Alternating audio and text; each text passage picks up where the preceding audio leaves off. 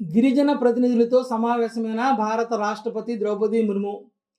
హినియం టచు ఇతర గిరిజన ప్రతినిధులు భారత రాష్ట్రపతి ద్రౌపది ముర్ముతో సమావేశమయ్యారు.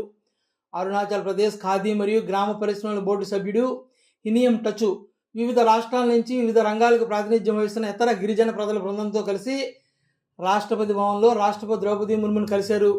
గిరిజన వ్యవహారాల మంత్రిత్వ శాఖ యొక్క ఆది కర్మయోగి అభియాన్ కింద ఈ బృందం రాష్ట్రపతి భవన్లో ఉంది. కేంద్ర గృహ నిర్మాణం మరియు పట్టణ వ్యవహారాల శాఖ మంత్రి మనోహర్ లాల్ ఖట్టర్, గిరిజన వ్యవహారాల మంత్రి జ్యూయల్ వారం మరియు గిరిజన వ్యవహారాల మంత్రిత్వ శాఖ సహాయ మంత్రి దుర్గాదాస్ ఉయికే కూడా హాజరైన కార్యక్రమంలో మెరుగైన రోడ్డు కనెక్టివిటీ మరియు అధునాతన కమ్యూనికేషన్ మౌలిక సదుపాయాల ద్వారా అరుణాచల్ ప్రదేశ్ను బలోపేతం చేయాల్సిన అవసరాన్ని టచ్ నొక్కి చెప్పారు. జాతీయ ఐక్యత యొక్క నిజమైన సారాంశం మన మారుమూల ప్రాంతాలను, ముఖ్యంగా ఇండో టిబెట్ సరిహద్దు వెంబడి స్థితిస్థాపకంగా ఉన్న ప్రాంతాలను శక్తివంతం చేయడంలో ఉంది.